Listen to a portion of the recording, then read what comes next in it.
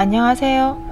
이번 시간에는 철분 부족 10가지 증상에 대해서 알아보겠습니다.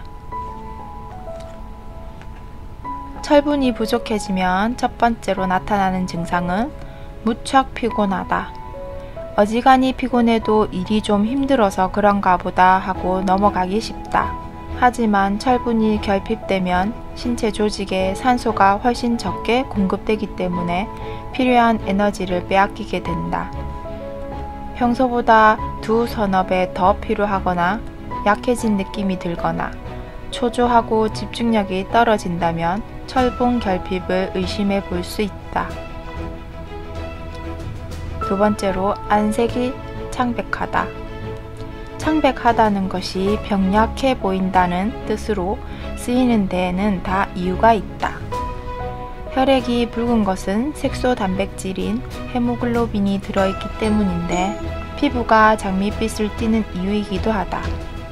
그런데 철분이 부족하면 헤모글로빈의 생산이 적어져 얼굴 등이 창백해진다.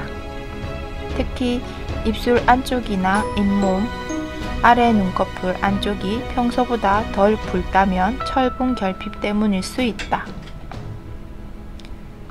세 번째로 쉽게 숨이 찬다. 아무리 깊게 심호흡을 해도 몸속 조직에 공급되는 산소량이 낮으면 숨이 찬 느낌이 든다. 계단을 오르거나 운동을 끝냈을 때도 이런 증상이 있을 수 있지만 철분 결핍 때도 생기는 경우가 많다. 네 번째로 심장이 두근거린다.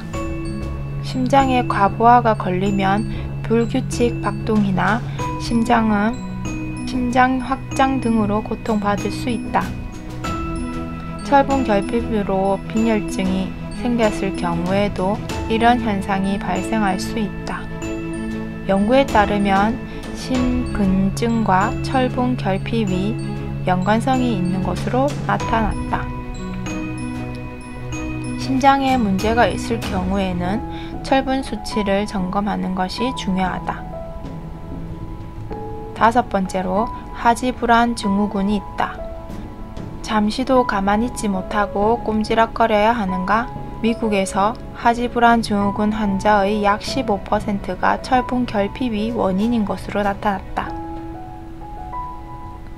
철분 수치가 낮을수록 증상이 더 나빠진다. 여섯 번째, 머리가 아프다.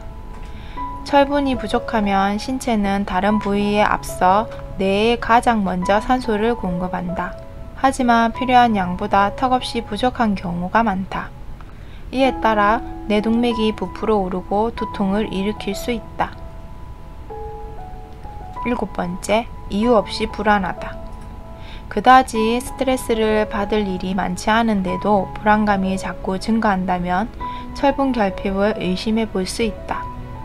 산소가 부족하면 신체의 교감신경계를 촉진시키게 돼 이런 현상이 일어난다.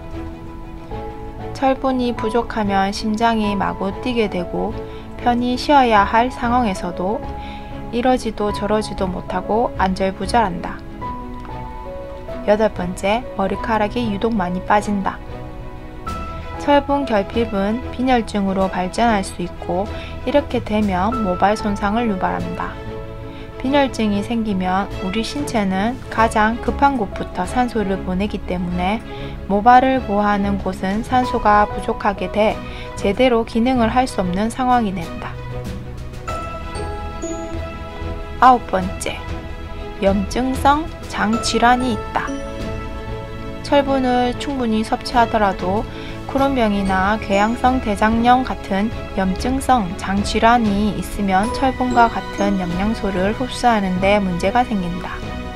이렇게 되면 소화관에 손상을 주고 염증을 계속 일으킨다. 이런 질환이 있다면 의사에게 철분 흡수를 증가시키는 방법을 상의할 필요가 있다. 마지막으로 열 번째, 혀의 색깔이 창백하고 통증이 있다. 혀의 색깔이 창백해지고 핏기가 없다면 철분이 부족할 가능성이 크다. 철분이 부족하면 혀의 미오글로빈과 근육 단백질도 줄어든다. 적혈구의 단백질은 신체의 근육뿐만 아니라 혀의 근육도 강화하는 역할을 한다. 철분이 부족한 사람들은 종종 혀가 까슬거리고 아픈 통증이 있다. 많은 여성들이 철분 부족에 시달린다. 특히 생리 중이거나 임신 중일 때. 채식주의자, 갑상선 저하증이 있는 사람들은 쉽게 철분이 부족해질 수 있으므로 각별히 신경을 써야 한다.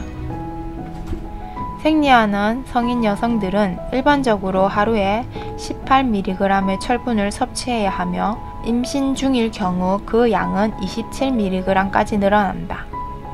성인 남성의 경우에도 하루 10mg의 철분을 섭취하도록 권장하고 있다. 지금까지 철분 부족으로 인해 나타나는 증상들에 대해서 알아보았습니다. 유익한 정보가 되셨다면 구독, 좋아요 눌러주세요. 지금까지 클레오였습니다. 감사합니다.